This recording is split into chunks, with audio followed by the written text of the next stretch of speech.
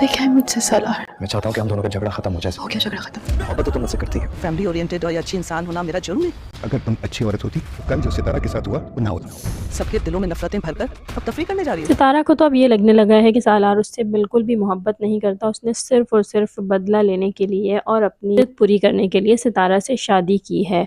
और यहाँ पर नानी भी अब सितारा के साथ हैं और उन्हें भी बिल्कुल ऐसा ही लगता है, जबकि यहाँ सालार वाकई सितारा से मोहब्बत करता है और वो खुद भी इस बात को अब तक नहीं पहचान पाया है। यहाँ आने वाली एपिसोड में भी हम देखेंगे कि वो सितारा से यही कहेगा कि मुझे पता है कि तुम मुझसे मोहब्बत करती हो लेकिन तुम कहती नहीं हो।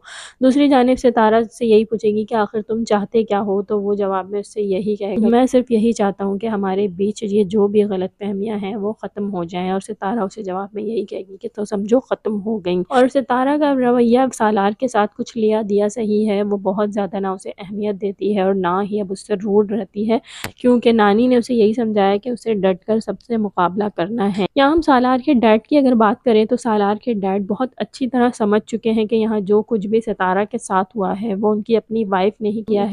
और आने वाली एपिसोड में वो उन्हें यही कहते हुए नजर आएंगे कि तुमने जो कुछ सितारा के साथ किया वो अच्छी बात नहीं। वो अपने शौहर से यही कहेंगी कि आप इस तरह कैसे कह सकते हैं। तो ऐसे में वो उन्हें यही जवाब, अगर आप एक अच्छी औरत होती तो आज जो कुछ सितारा के साथ हुआ ऐसा कुछ भी ना होता और सालार और सितारा को आप उस पार्टी में हरगिज जाने ना देती, लेकिन आपने तो खुद उन दरिंदों के आगे अपनी बहू को भेज दिया। और उन्हें अपनी बेगम की इस बात पर बहुत ज़्यादा गुस्सा भी होगा और सालार ये सारी बातें अपने मॉम और डैड के मुंह से सुन लेगा और उसे भी ये बात पता चल जाएगी कि सितारा को वहाँ भेजने का मकसद सिर्फ साहिबा का नहीं बल्कि उसकी अपनी मॉम का भी था और उन दोनों ने मिलकर ही सितारा को फंसाया है।